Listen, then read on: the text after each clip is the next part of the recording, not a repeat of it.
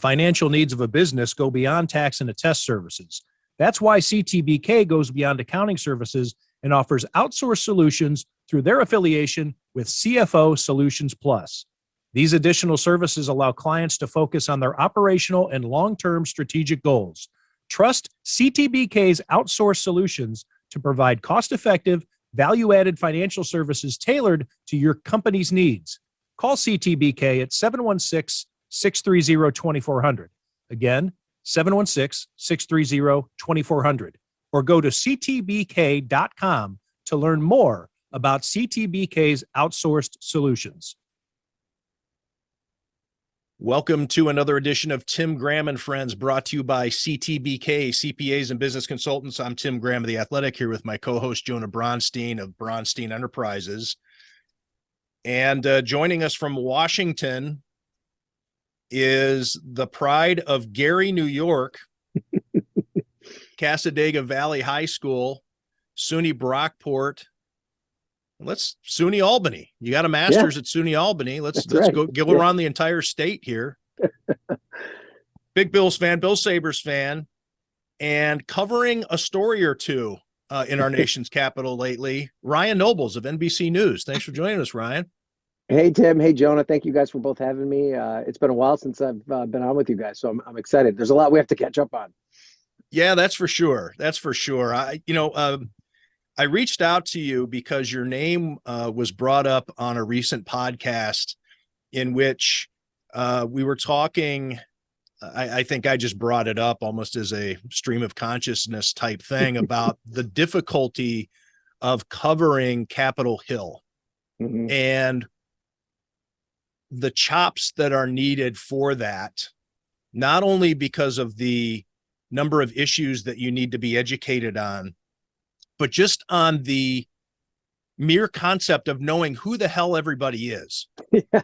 Because you have 100 senators, you have several hundred House of Representatives. 435. 435, yep. Thank you.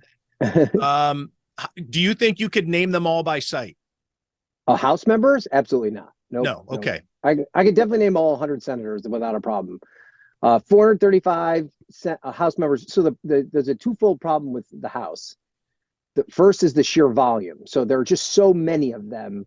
It's very hard to get all of them in your head. And then the companion problem to that is that they run every 2 years. So you have a turnover every 2 years of anywhere between 75 to 100 new members, depending on the election year. So just when you think you've got critical mass of the number of members of members of the House in your head, there's a whole new crop of them that come in. But I bet, I'd hate to put myself out there, but if we did some sort of a test, I'd probably be able to get maybe a third to a half on a good day. There's a lot of them that I know by sight, I know that's a member, I know what committee they're on. But maybe if you press me on what name or what state they're from, I'm not going to get it every time. But I feel like I've got enough of a handle on it where if I need to go find somebody, I can figure out how to do that.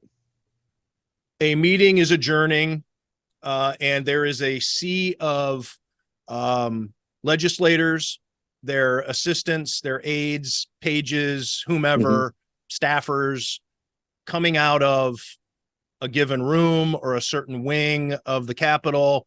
And you're playing defense because you're trying to pick out a couple of people that you need to get for comment on issues XYZ. Right. 1 month ago. All right, I'll spit this out because I am operating on some NyQuil here. 1 month ago, could you have picked Mike Johnson out of that crowd? Yeah, I could have. I've known of him for a while. He's been up here. I think he's in his 4th or 5th term, so he's not somebody that was unknown to us. And I don't mean the former Phoenix Coyotes winger. Yes.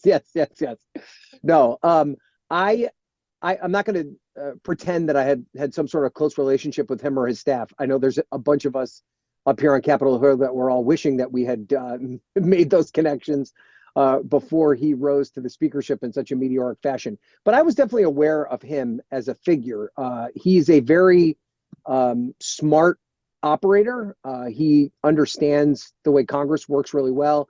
And he is a good communicator. And so he's somebody that even before he became known as kind of a leadership, future rising star, he was somebody who, regularly you'd find delivered a pretty good soundbite in a hearing or something along those lines. But, I don't think I see where you're going with this, and I don't think it's unfair to say that 3 weeks ago, he was a relatively inconsequential member of Congress from a broad scale. Now, all 435 members of Congress are consequential on some level, but this was not a guy that was, operating at a level where he was heavily involved and influencing the way legislation was moving through Congress. He was, member of the Freedom Caucus, kind of definitely more of a conservative member, was on the Judiciary Committee, things along those lines.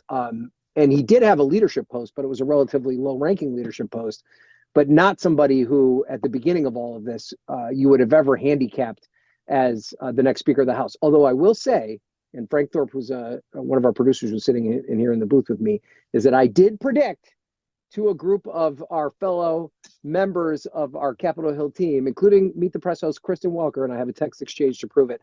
After Jim Jordan went down, I predicted that it was going to be Mike Johnson. That's pretty far along in the process, Tim. I'm not going to take that much credit for it, but there was a period of time where I thought that he checked enough boxes to kind of be the consensus choice, which is what it turned out to be.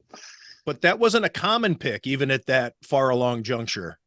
Yeah, right? I mean, this was and I made that prediction before Tom Emmer got pushed out, who was the next kind of man up in the leadership chain.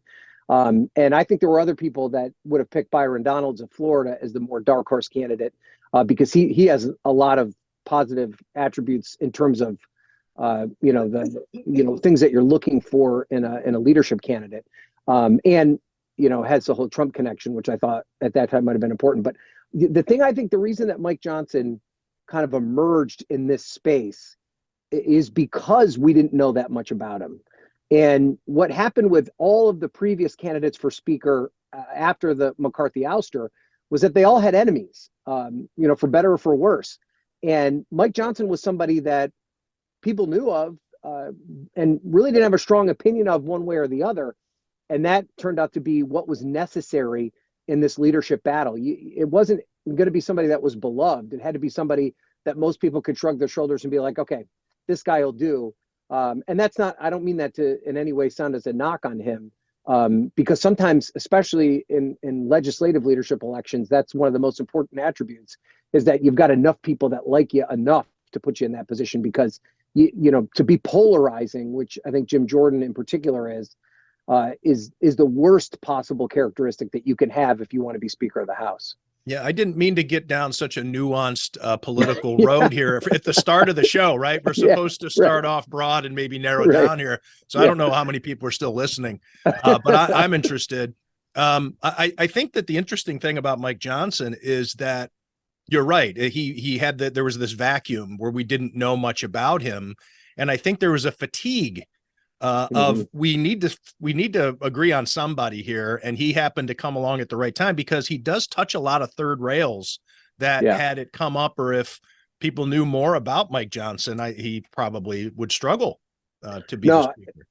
You said the most important word, and I remember in my piece for Nightly News that night, or actually it might have been for the Today Show, one or the other, when he finally won the job, I described the conference as a fatigued conference. And we'd gotten to that point in this struggle where they were just like, we don't want to deal with this anymore, and we're going to take whoever is the least objectionable. And that's what he turned out to be.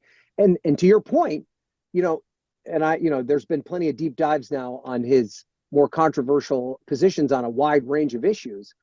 But where Mike Johnson provided a bit of safe space for even some of the moderates, many of them, from your neck of the woods in upstate New York, to vote for him, is that he may have gone on a podcast and said something. He may have, put out a press release and said something, may have tweeted something errant, but his name isn't on a ton of pieces of legislation. He's not somebody that's like gone out, he has a pretty rigid stance on abortion. He hasn't authored pieces of legislation related to abortion that have become law anywhere. He has a pretty rigid stance on same-sex marriage. He has not, nothing that he has done as a legislator has stood in the way of gay rights anywhere in the country. He certainly said a lot of provocative things, and I could completely understand why people who hold positions on those issues that are opposite of him would be nervous about him becoming Speaker of the House. But it's a lot more different. It's a lot different when someone says something versus them actually putting something into practice.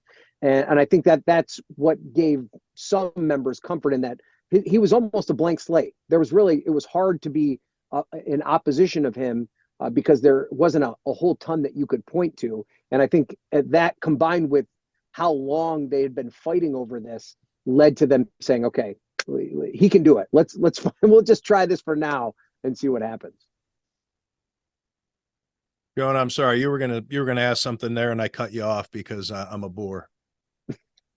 I was intrigued earlier when Ryan was talking about some of his predictions. If he's putting together full, 7-round mock drafts for the Speaker of the House elections, and getting a little bit of his sports writer muscles working on that. Yeah, we should have done that, Jonah. That would have been a good idea. Sometimes we'll do.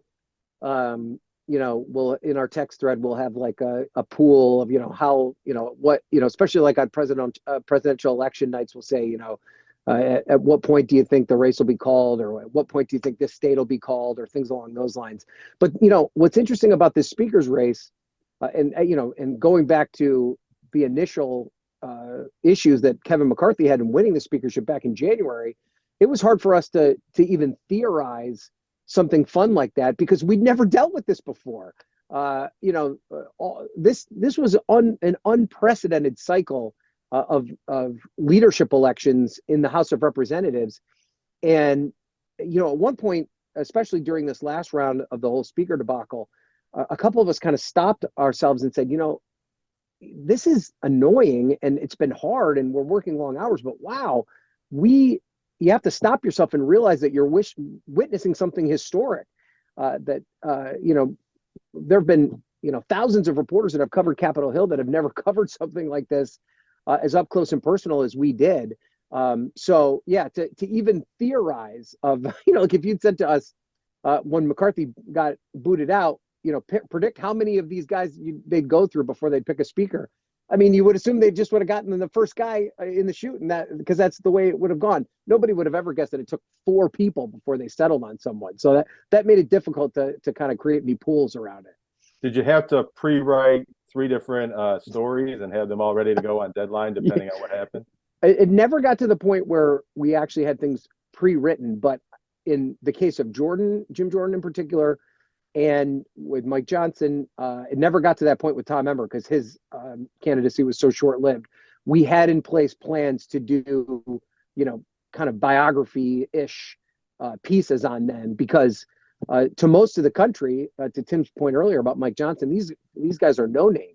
Outside of their districts, no one's ever heard of Tom Emmer or Mike Johnson, and even really Jim Jordan, even though he is somewhat of a more prominent national figure. So yeah, that we were, prepared to do that. It never got to that point because there was so much to report just around the craziness associated with it. But we were geared up to do all of that for sure.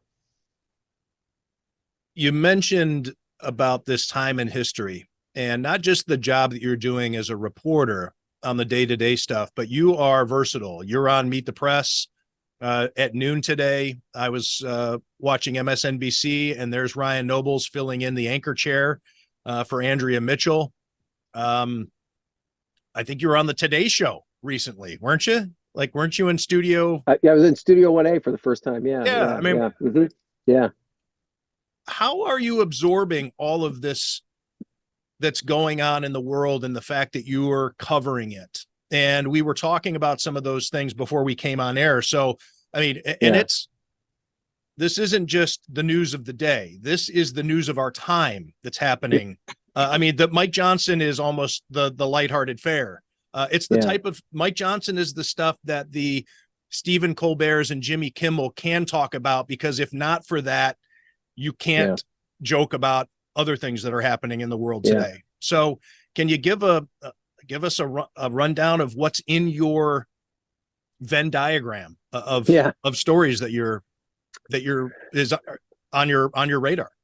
Yeah, I mean, just first, just you kind of the first point you were making about kind of understanding my place in the world, and kind of confronting the gravity of the stuff we're dealing with every day.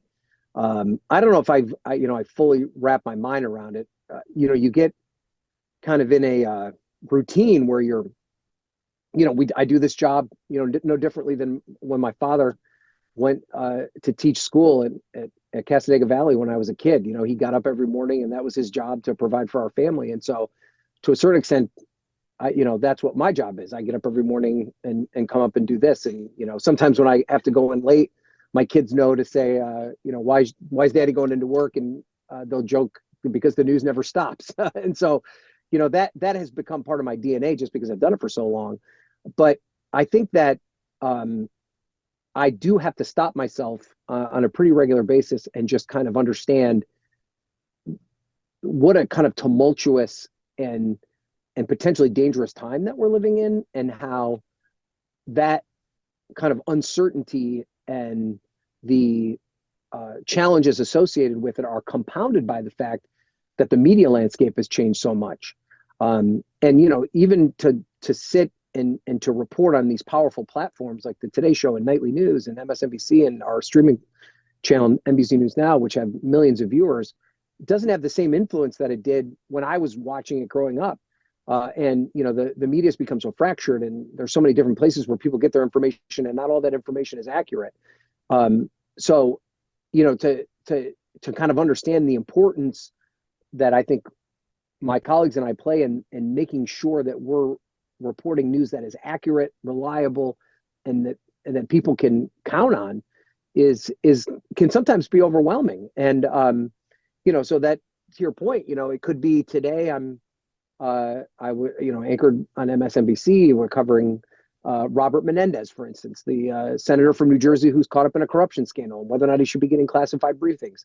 I had a phone call earlier today talking about planning for the election next week. I'm going to go to New Hampshire on Wednesday, the day of the Republican debate, which NBC is broadcasting, and I'm going to sit with a group of voters and watch the debate in New Hampshire and get their take on it.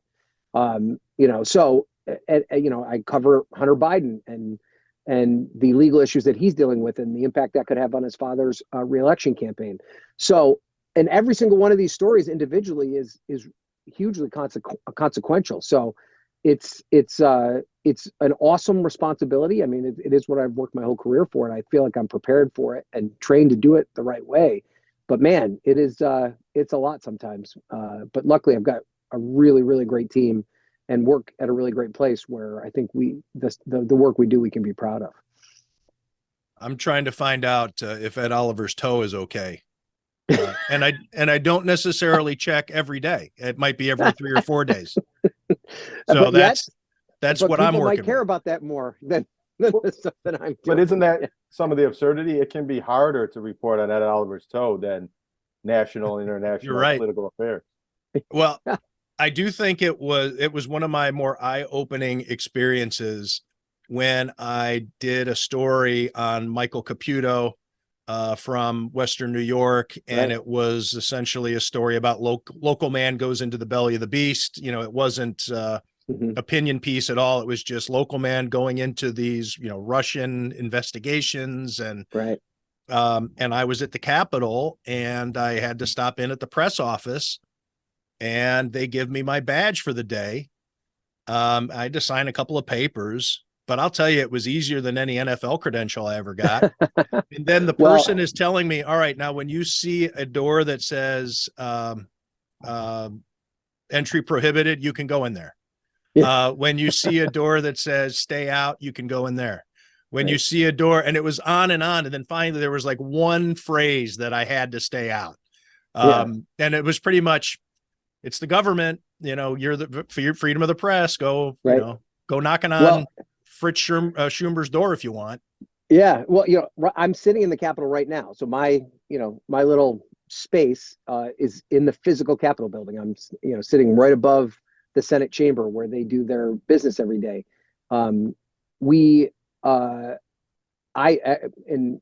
another one of my hats that I wear is that I'm the vice chair of the Radio Television Correspondents Association, which is the group that represents radio and TV reporters that cover Capitol Hill every day.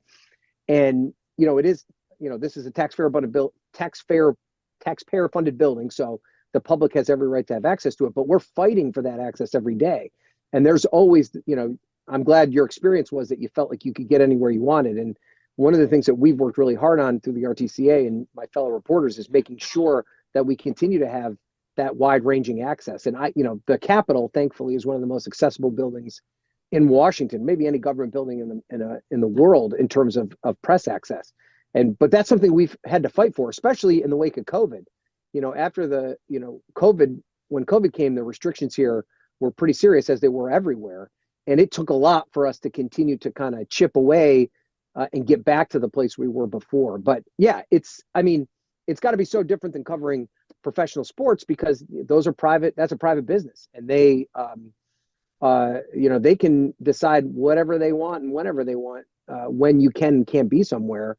And I think that when I think you knew that I started my career as a sports reporter way back in the day, and I worked in Utica, but I would come to, and I worked in Rochester too. But I would come. I covered my fair share of Bills games, and even back then, they needed the local media a lot more than they do now. The NFL was popular then, but the level of popularity they have now allows them to kind of make an end run around the media. So, but our access back then, I was always surprised at how much they gave us. So it doesn't surprise me that maybe that's been rolled back a little bit over the past 20 years. This is not an exaggeration. In turning off of Abbott Road onto the drive that is known as One Bills Drive, that takes you to the security gate, my parking pass alone will be checked 5 times. Wow. 5 times. It'll be scanned once, but checked 5 times by police. Erie County Sheriff will check it twice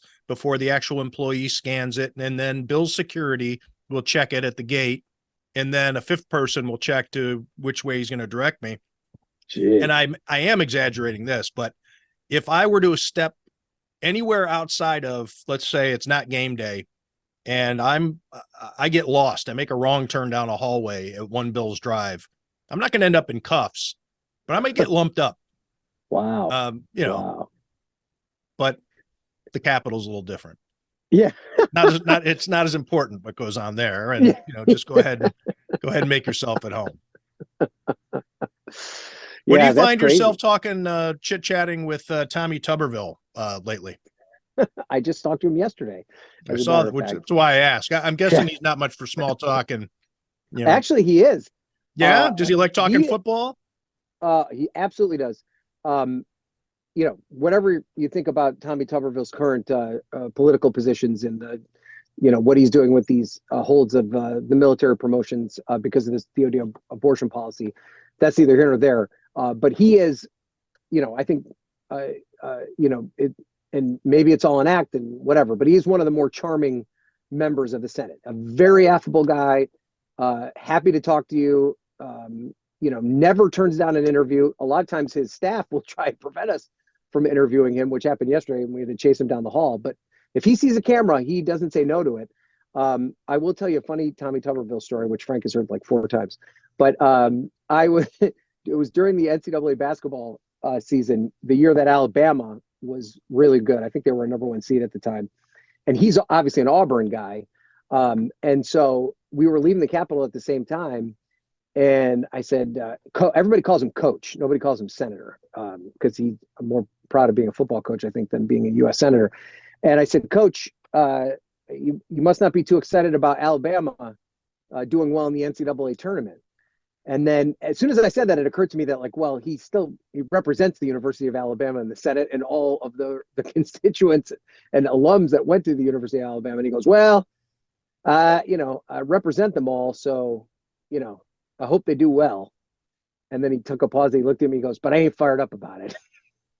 I just thought that was a perfect, perfect glimpse into what he's like. But, I think the thing about Tuberville is, not to go too far down this road, but, there is something to be said about kind of understanding the way this place works.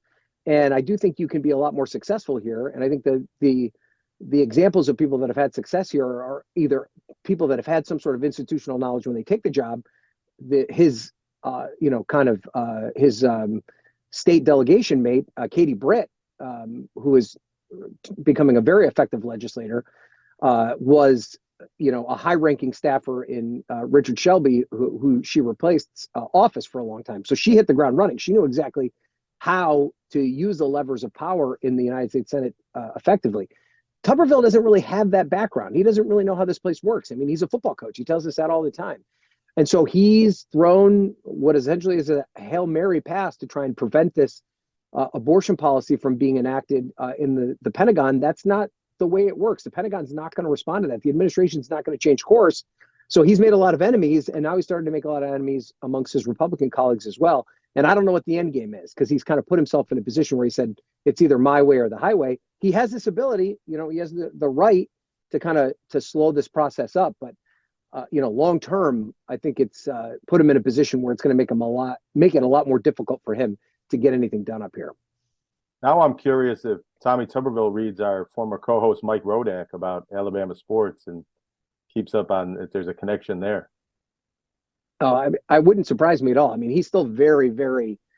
That's usually a way to get him to engage.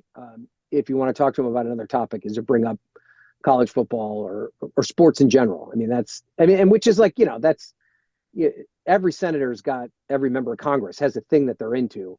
And usually that's a way to meet them on a human level and get to talk to them so that they see you as a human person, not just as a annoying Some reporter. of those things are known. Yeah, right. Yeah, that's right. All right. This is probably an on-the-spot question, but I think I can ask it and you will take it in such a way that it will. What about the known secrets? I'm not telling you to tell any, but like Hollywood, you hear all these secrets about what everybody knew after somebody dies. Oh, well, everybody knew that. But the public is like, really? Yeah. Really? We didn't know that. Oh yeah, it was well known, in Hollywood circles. I'm guessing that is pretty common in what, because it's power and there's money and there's influence. And right. I don't know. How do you navigate that? And I'm not talking about you personally, but how do journalists, are there unspoken rules? I mean, are there certain things? I don't know. Well, I am putting you on the spot here a little bit. No. But there are some things asking. too. I mean, look, I'll just go ahead and say it. Like, there were certain things that people don't want to talk about, or we don't necessarily know enough about. Jonah's even mentioned it on this show before.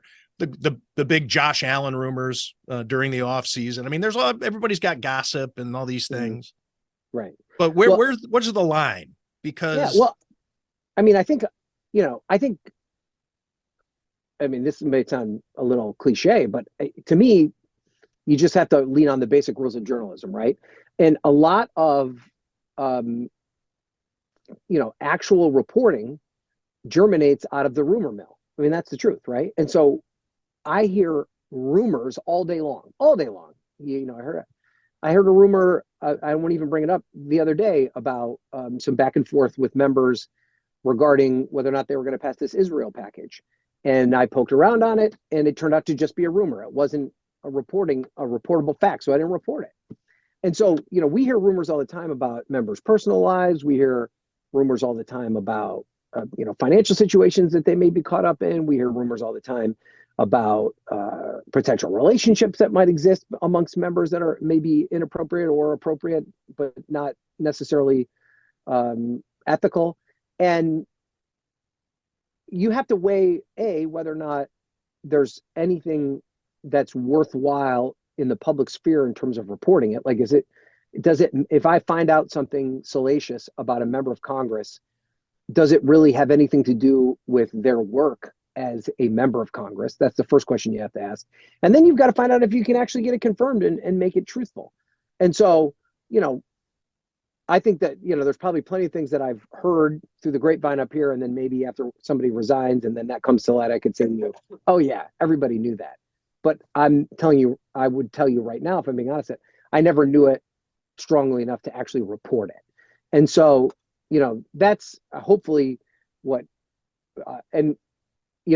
that's, your journalism education and your understanding and your training come into play there.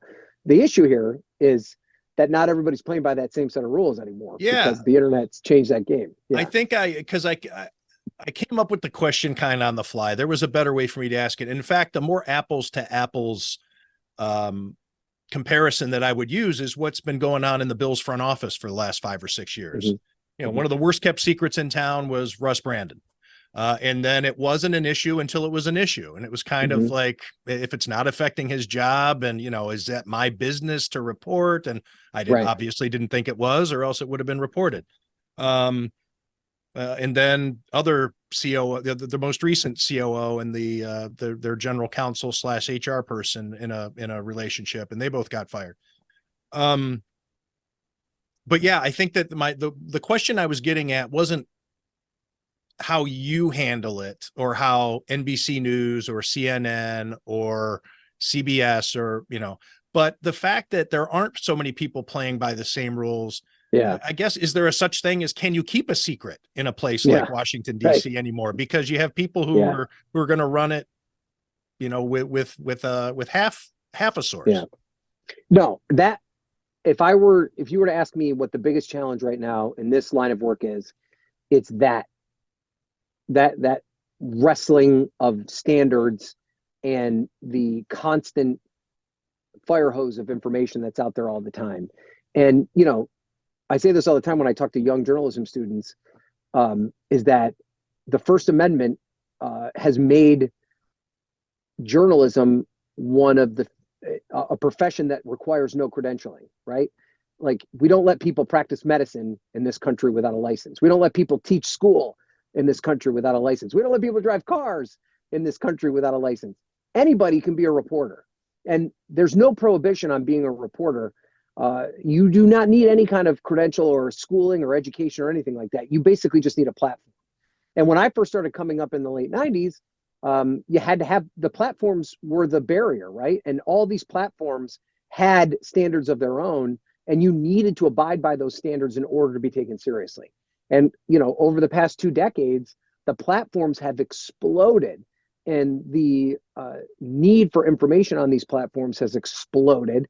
And the standards there's, a direct proportional correlation between the reduction of standards and the proliferation of outlets. I mean, that it goes without saying.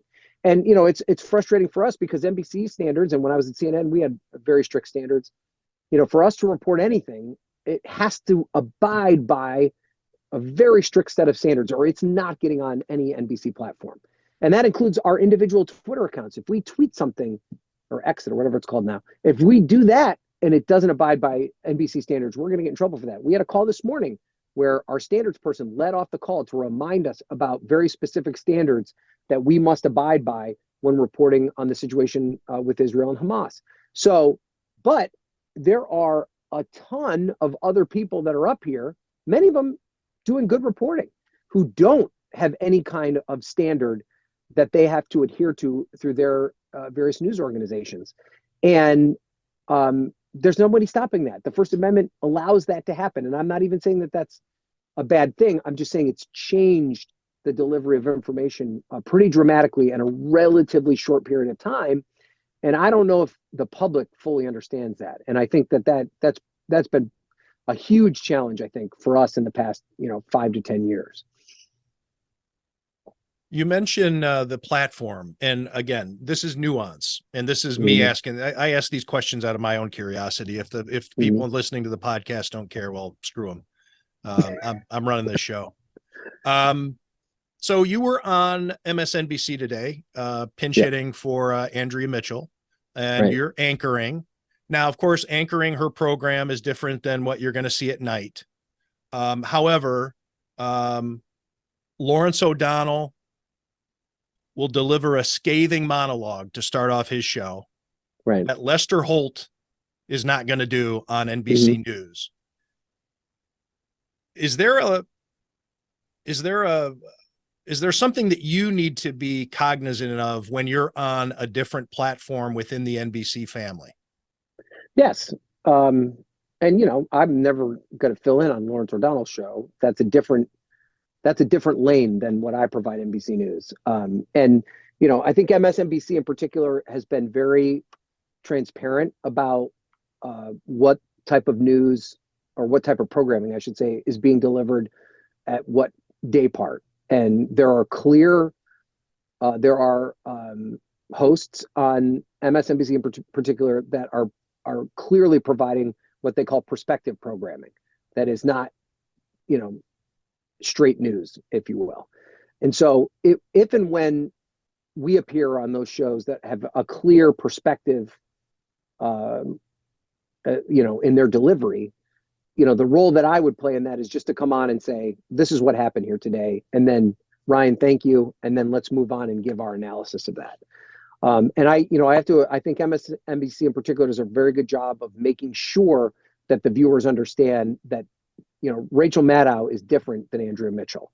And they both provide, I think, an important piece of the dialogue surrounding some of these important news stories that we're covering, but they are different. And I guess what I mean though, right? Like here and watching in Buffalo here is on Channel 2.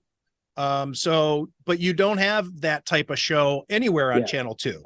Whereas MSNBC or CNBC does have those shows. So when you are, but that's even changing in local news. If you look around the country, there are local news channels that are experimenting more with kind of personality, perspective driven, quote unquote news shows. It's probably not happening in Buffalo yet, but there are examples of it in different places. And my whole thing about it is, and I know the point you're making, which is the you do, because I don't. I'm just well, maybe words are just coming out, and I'm just enjoying the chat. I think the question is, do our viewers as understanding about the differentiation that we are trying to make when we talk about the difference between perspective programming and straight news? And that I think is an unknown. And I would not be surprised at all if there's confusion over that. I tell people all the time that I'm an NBC News correspondent that appears on MSNBC. I'm not an MSNBC correspondent. That, to probably the average viewer, is a distinction without a difference. But it actually, in the delivery of news and what my responsibilities are for the network, is actually is very important. So when I was at the Buffalo News, I told people I worked for Berkshire Hathaway. And then they could figure out which branch I was in. Yeah, but Helzberg Diamonds, perhaps. Yeah, but Coca-Cola. Who's to say? Right, but this is an example, Tim. I'm glad you brought that point up, because for years, and I remember when I worked in Utica, and when newspapers were king, which wasn't that long ago, people would be really upset with the editorial pages of any given newspaper. I remember the Utica Observer Dispatch used to write these blistering editorials about city government, or whatever the case may be. And I remember it frustrating the reporters that I worked with, because then they'd go into City Hall to try and get an interview with the mayor, and the mayor would be like, "You just wrote this scathing editorial about me." And the reporters would be like, "I didn't write that. Our editorial department is completely different than our news department." And so I think it's the same thing. Like, MS has people that give their opinions that's different than the news that we're delivering. No different than the Buffalo News has an editorial section where they provide an opinion on something, or they even have specific columnists that under their own name will give their opinions. That's different than what the straight news reporters are doing and what their responsibilities are. How much different is your approach and your headspace when you're anchoring one day, reporting the next day? Is it, how do you kind of toe that line and do both at the same time? So the biggest thing I try and do is just be as read in on everything as much as humanly possible. I have the very specific things that I'm responsible to keep in touch with. And I do think that covering Capitol Hill makes that process a little bit easier, because everything touches Capitol Hill. If there's, war, if there's a natural disaster, if there's, a mass shooting, that will always come back to the Capitol Hill space, because it's automatically if there's some sort of world calamity, that's automatically going to be focused on Capitol Hill as to what can be done to fix it. So that requires you as a reporter to stay pretty well invested in every news story, even if you're not, if you can't speak to it on a granular level, at least understanding it from a 30,000 foot view is really important. So that makes it easier. Like if I'm anchoring today, like the show today was, I think 75 to 80% of it was about the Israeli Hamas conflict. We had a little bit of the Trump trial in there and a few other things, but it was mainly about that. Well, I am pretty well versed in what's going on there because it's a huge debate up here on Capitol Hill about funding and what is the best course of action for the American government. So, it's just part of the job. That's, luckily for me, I'm interested in that stuff. I like to stay plugged in on things like that. So it's not a heavy lift. But the biggest thing as a reporter, and especially a reporter that touches a lot of different beats, is you just got to stay as connected to things as possible. And I think the other thing too is, and I always say this, is that I think my local news background played a huge role in the ability to kind of multitask a lot of different beats. Because when I was a local news reporter, you'd walk in every day and you could cover a fire one day, you could be covering, a festival the next day, you could be covering a city hall scandal the day after that. You never knew what type of subject you could get thrown into. And usually it was like a day turn. You had to become an expert on that at 9 a.m. and then turn the piece for the 6 o'clock news. So, kind of being able to wade through the stuff that's not as important and zero in on the things that viewers care about, that just comes with experience, I think. I also think it was impressive that while you were filling in for Andrea Mitchell today, you were texting Tim Graham about your appearance on Tim Graham and Friends by CTBK, CPAs and Business Consultants. Yes, and I was also texting my wife about something happening with our kids and texting my colleague Garrett Hake. This is funny. I'm going to name drop Garrett Hake. He texted me during the show. While the show was happening, he texted me to ask if I was working today. So who did? Garrett Hake, who I work with. While the show was happening, he texted me to ask if I was working today. Turn your TV on. Yes. So yeah. Is that because you were on a different channel? They were looking for you on the wrong end. No, he just wasn't. He just didn't.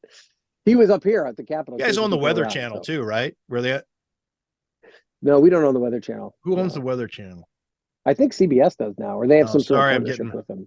Maybe that's a Jeff Glore question. Yes, exactly. When you have Jeff on, you can ask him about Hey, speaking, he was just on a few weeks back, but friend of the show is Josh Mankiewicz. Is that a bit of NBC journalism you'd like to get into? Because it's about the only thing you're not in, right? So if they were to come to you at some point and say, we want you to be in the core Dateline group. Yes. That we want you to be in there with Keith and Josh. Right. Would you go for that? I'd be crazy to say no to that. I don't ever think that that's something that my career path is headed toward, just because I've never really done that type of reporting on a regular basis. Like courts and crime has never really been a beat of mine. I've done it a little bit. But to answer your question, Dateline is one of, if not the pinnacles of journalism in terms of an assignment. In fact, my friend Blaine Alexander, who's our correspondent from Atlanta, just got her first Dateline, and all of us were thrilled for her to get that. So if you get that Dateline assignment, that is a huge, huge feather in your cap. Is that because it's easy money? No, it's because it has such a massive audience. I mean, you're talking like, quadruple what you're going to see anywhere else. But it's so funny you mentioned Josh Mankiewicz, because I've been such a huge fan of his for so long. And I had this thing a couple weeks ago where I was questioning a congressman in a press conference, and it went kind of somewhat viral. I wouldn't describe it as full on viral, but I got an email from Josh Mankiewicz out of the blue, congratulating me on that moment. And that was like one of the coolest things ever, to hear from Josh Mankiewicz as like a colleague, from my NBC email. So that was pretty neat. What about Sunday Night Football? How does that slot in the prestige rankings, and might we see covering some of these Bills games? Yeah, but the Bills actually play on Sunday nights the past few years, unlike most of your life. So the other thing I'm going to brag about, and name drop a little bit, is that I have gotten to become pretty familiar with Mike Tirico. And Frank is rolling his eyes because I've told this story a million times too. But so the background on that is a few months ago, there was a big Senate hearing on the PGA Live Golf merger, and Nightly News asked me to do a story on it. And the producer, Ben Mayer, said you should reach out to Mike Tirico to see if he would talk to you about this. I'm like, Mike Tirico, are you kidding? This, yeah, no way. And so I just went in the NBC email and emailed Mike Tirico. And 24 hours later, I get this call from a Michigan number on my phone, and it's Mike Tirico. And he's like, hey, Ryan, I'm on vacation, so I can't do this interview. He goes, but what do you want to know about the PGA Live Golf thing? And we talked for like a half an hour. He was like unbelievably gracious with his time, told me everything I could possibly need to know about this whole controversy with the PGA and Live Golf, and then connected me with Rich Lerner from the Golf Channel, who was actually up here that day. And I did a thing on the Golf Channel with Rich and got to know him a little bit. He's also fantastic. But then I thought, well, this is just Mike Tirico doing a solid for another NBC person. Like he'll probably, he's like, this is my cell. Text me anytime you have a question about this. And I'm like, that was super cool of him, but like, I doubt I'll ever see Mike Tirico again. Well, then he was up in DC for an event that they had at the ambassador's residence. You've interviewed the president. Yeah, I know. I know, Mike Tirico. But so then, but anyway, we were at this event. You sound like me and OJ. Yeah. So we're at this event for the Olympics, because the Paris Olympics is a year from now. And Mike Tirico's the MC, and he sees me from across the room, and he like comes over and talks like we're old friends. And we talked all day and at the event, and and he met everybody from the team, and he is seriously one of the nicest, most down to earth human beings there are. And so yeah, that was a huge thrill, and whether or not I'll ever get a spot on Sunday Night Football, I doubt, but I'm going to text him about it right now, actually, because I can text him because he's in my phone. So tell us, how you feeling about your Bills heading into Sunday Night Football on your network? Yes, this was not right. concocted, but it's just now dawning on me that this game is on NBC. Yeah. What do you think about the Bills, Cincinnati, and the rest of the schedule? So I'm going through kind of an existential crisis with my Bills fandom, that my wife is probably most directly feeling the consequences of. I've gotten to the stage in my life where I am way more bothered by the losses than I am thrilled by the wins. And that is something that is really starting to gnaw at me. And I don't know the way out of it. Like I've gotten, I think the last couple of years of like touching and like maybe seeing the possibility of them winning it all has almost corrupted me to a certain extent, because, for the bulk of my life, I was a Bills fan without any kind of real consequence. Like whether or not they won or lost, I hope they won, but it didn't really matter. And now that these games matter so much, I find myself so invested in them winning that when they win, I just feel like a small degree of relief. And then I immediately start worrying about the next week. And when they lose, I am so angry about it. And like, I feel so terrible for my wife, because Sundays are like, she just like has so much anxiety because I end up being such a jerk the rest of the day if they don't do well. And the way they've lost this year has been like especially frustrating because they've lost to teams they shouldn't have lost to. So I don't know. In terms of whether or not, I still think they're really good. I still think they could potentially win it all. But what I'm worried about is that I'm not going to enjoy it as much because I've put too much into it. Does that make sense? It does. I think you may have to get to the point where it'll probably be a release if they were to win it all. I would and think, of course yeah. that would be, but anything short of that is probably a huge disappointment. But there's like a very good chance they may never win it, like that. And so I don't know. Odds are they should have won 1.5 Super Bowls by now, right? There's 32 teams in the NFL, exactly, or right. However many Super Bowls are on now. Yes. They got to 4, the math. Hey, you're talking to a guy from Cleveland. So, right. Yeah. I get it. No, I get it. Yeah. And this schedule. I mean, it's going to be a tough one down the stretch here, starting with Sunday night's game. Yeah, I think Sunday night's At gonna. Philly, at Kansas Yeah, City, Dallas at home. And yeah, how'd you and handle the Patriots game then? oh my gosh. So actually, the Patriots game I was in New York for. My brother was recording his comedy album. My brother is a stand-up comedian, and my whole I was going to family was ask in. you about that. So I want you to Yeah, brag on your brother because I yeah, saw that on Instagram and yeah, I wanted to know more. That's yeah. actually I'll tell you. how I learned you're from Gary and not from Jamestown because he Right? claims Gary. You've shunned Gary. I have not shunned Gary. I You've am a always very said proud. Jamestown, and I've your brother never. embraces it, and you should be ashamed. I've always said near Jamestown, outside of Jamestown, but I am a proud That's Gary, true. You do. proud former resident of the rodeo city. Um, no, I was in New York, and a bunch of my family members, my uh, cousins from North Tonawanda, and my parents all descended on New York to see my brother record this comedy album. We were all supposed to meet at a Bill's bar in Manhattan, and my flight got delayed, so I ended up having to take a train, and I ended up not getting to Manhattan until like halftime of the game, and there wasn't going to be enough time to go. So I watched it in my hotel room, and was just like literally sick. Like I had a sick stomach uh, the entire time. And then when I thought they were going to win, again, this thing was like it was like a modicum of relief. And then when they lost, I was almost like they deserved to lose, like that they didn't deserve to win that game. And so yeah, that's it. It's a perfect example of how frustrated I am as a fan. That kind of loss is the kind of loss that has just annoyed me for so long, and I think annoys me too much. And like, I don't know if I need to see a therapist about it or what, because it's like, yeah, I just, it's like, it's vexing me, I guess. It reminds me, well, vaguely reminiscent of a discussion I had with some of the Sabres from those 05, 06, 06, 07 Yeah, teams who got so close. And then they said they got so close, and with all those injuries in 06 to the defense, and they probably should have won. That was their best chance. And then to come back the next year, and they were almost on autopilot. They win the President's Trophy. yep, But so I think 3 or 4 different players. I know Daniel Briere said this to me. Ryan Miller has said this to me.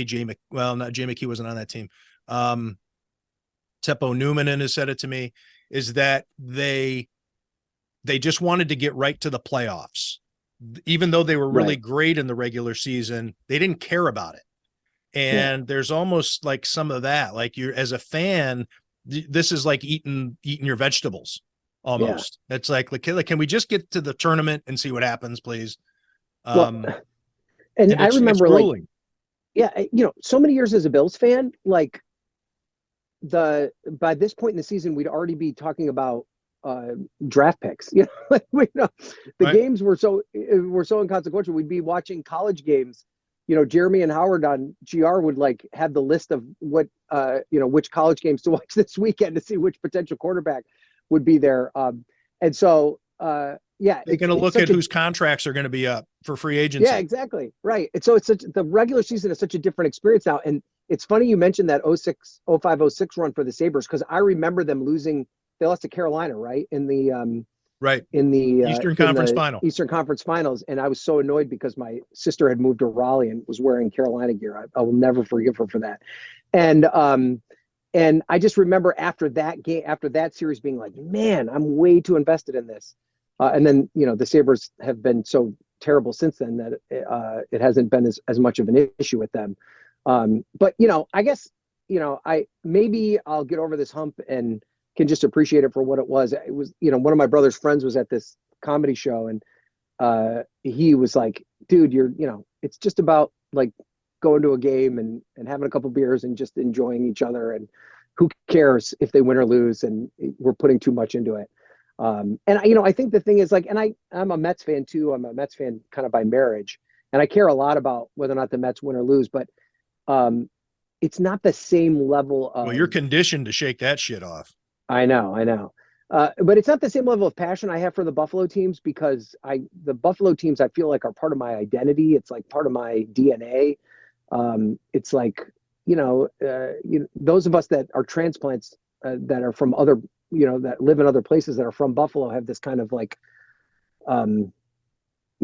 very like important pride that we display.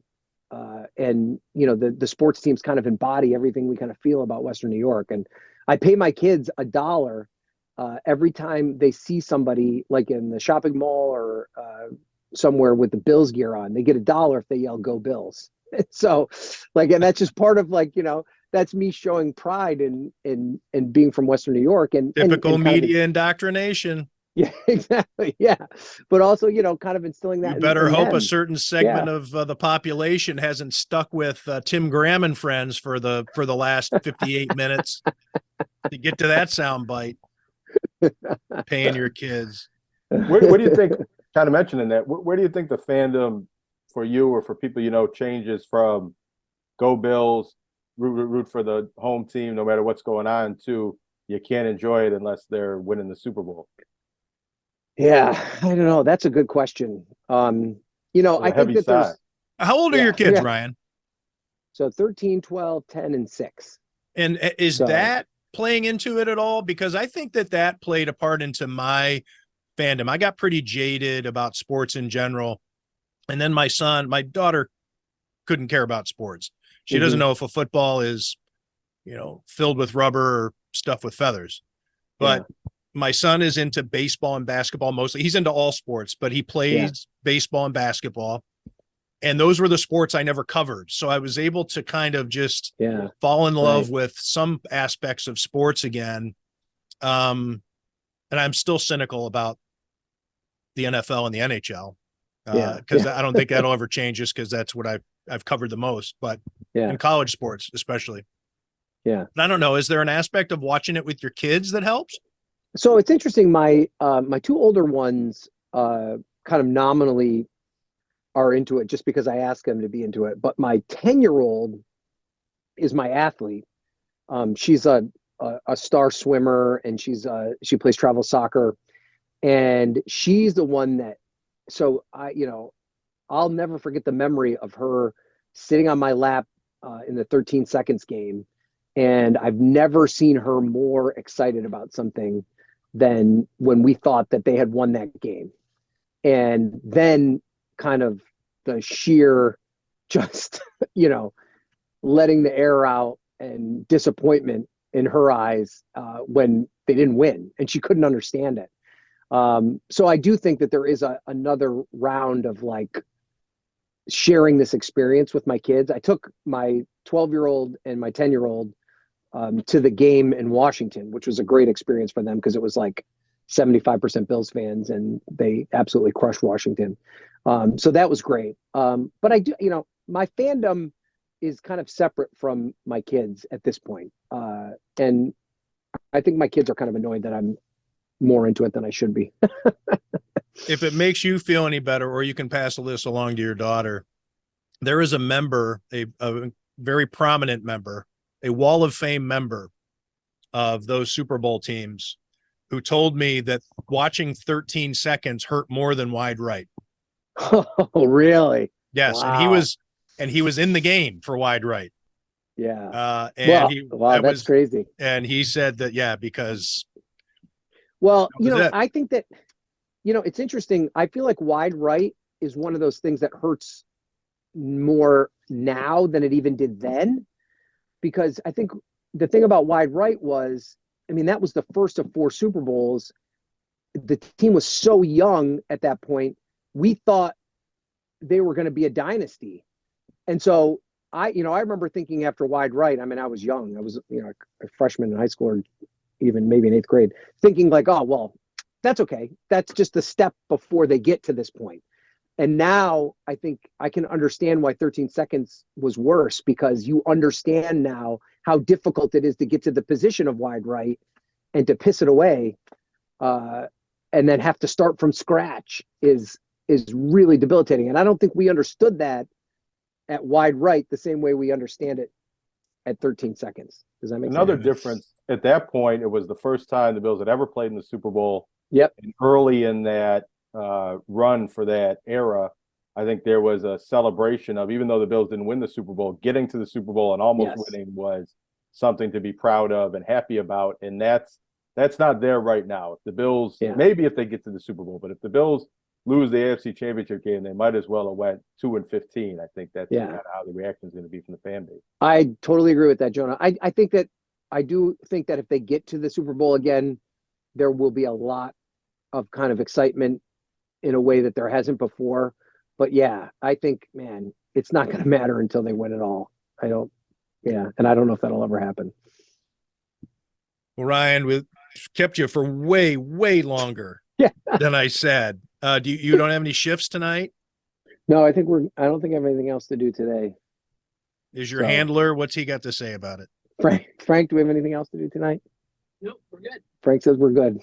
Right. We never say that, in news, there's a few words you don't say in news because then things go the opposite way. So what is the bridge too far when it comes to winding down for the day? When is it official? When, the tie, you can obviously put it, is it when you take the makeup off? Is it the glasses versus the contacts? Is it? I do have a rule that I don't undo my tie. This is actually, I've never said this out loud to anyone. I don't undo my tie until I'm physically in my car to drive home. That's my kind of my rule of thumb. But have you ever gotten in your car and been called back? Oh yeah, plenty of times. So that's not necessarily the bridge too far. It doesn't mean it's over. Like... Yeah. I mean, it's never. There's always the chance that you could get called back. There's always the chance. On this team, working for a place like NBC, we have a lot of people and a lot of resources, so there's less chance of that because, generally we're kind of covering. But like tonight, if something crazy were to happen tonight regarding Capitol Hill, or maybe even DC proper, it would probably be me that would be tapped to do it. Because Garrett worked early this morning, Garrett Hake, who was kind of my mirror. And then sounded like Garrett was kind of slacking off based on what we talked about previously. He definitely was not. I don't want you to give that impression at all. No. He thought I was slacking off for anchoring and texting me and your family. But there's plenty of times Garrett's anchoring that I don't know about. So do you have set days off? Yeah, I have weekends off. Yeah. Are you on call? And no, unless something huge happens. I mean, it's got to be. Yeah. NBC is actually, I have to say, like NBC is like exceptionally good when it comes to family stuff. Like I took Tuesday and Wednesday off for Halloween because Halloween is like my kids' number one. Like they love Halloween more than anything. And when it's in the middle of the week, like you think you can fit it in around a work day and it never works out that way. So I figured out a couple of years ago, like take Halloween and the day off after, and it's such a much better experience. I highly recommend that to parents if you can do it. And they let me take it off this week and it was amazing. So. Do you have to punch out for meal breaks when you need to record a podcast? No, but there's no. You, Jonah, is that what you have to do at Channel 4? Yeah, I'm asking the questions, not answering them. Oh, I see. Hey, last question for you, because I looked up Jerry New York on Wikipedia. It lists two notable people from Jerry. Let me guess who one of them is. Go ahead. One of them's my brother because he updated it. That's his edit. False. Do you think he did that? And has it been? Because I can look at the history and see if somebody took it off. Is he not? Is he not there anymore? He's not. They take it off. He took it off. Let me look. So who are the two then? I don't know. I haven't looked at it in a long time. Oh, I'm looking to see if they shot him down, because you can go in and look at edits. Yeah. It is. There's a baseball player, right? Like an old General John Schofield, former Secretary of War. Oh yes. And Hugh Bedient, who went to Falconer High School and played for the 19 teens Red Sox. Yeah, but where's Ryan Nobles? I don't know. I am on the notable alumni list, Wikipedia for Brockport, but I have not made the Gary New York cut. You can update that if you want. I want to see if your brother tried to do it and it was taken off. He was definitely on there at one point, and I know that he did it himself. So, well, hey, he's a comedian. Yes, exactly. And that's funny. Yes, it is. Ryan, thanks for doing this. I mean, look, you're a mensch, and I can't thank you enough. The folks here in Western New York love hearing from you. I took way too much of your time. I was even giving you the slow roll and maybe the okey doke about me being under the weather. We were going to do it quick, and here we are at an hour. It's all right, dude. So, it's cathartic. I don't get the opportunity to vent about the Bills and that very much, and I love being able to connect with the people in Western New York. So, but we put you thank through the for paces on all the political stuff too. Is there anything more you want to vent your spleen on the Sabres, or? No, I'm encouraged by the Sabres. I'm excited. I think that, I think they've got a lot of potential. I like the young core. I like that Adams is signing these guys young, kind of like the Atlanta Braves model, which I think will pay dividends long term. They're obviously the goaltending is a area of concern right now, but I think I like Granado. I'm ponied up the $100 on ESPN Plus so that I can watch all the games. So, for better or for worse. All right. Well, Ryan, enjoy your weekend. All right. Thanks, guys. Thanks, Jonah. I feel awful, but Thank you, Ryan. It's a hell of a show, and I'm grateful for it. All right. Take it easy, guys. All right, Thanks. Ryan. Take care. Ryan Nobles from NBC News here on Tim Graham and Friends, brought to you by CTBK, CPAs and Business Consultants. CTBK is more than just a full-service accounting firm. They are one team with an innovative approach that takes on each new challenge with collaborative problem-solving skills to provide creative solutions for their clients. Based right here in Western New York, CTBK is a champion for your business and our community. Additionally, CTBK goes beyond tax and attest services by offering a wide array of consulting and outsourced solutions tailored to meet the unique needs of your business, allowing you to focus on your operational and long-term strategic goals. Whether you're a large corporation, a small business, or somewhere in between, the team at CTBK is determined to help you succeed. Visit ctbk.com or call 716-630-2400. 716-630-2400 to learn how CTBK's one-team approach can work for you.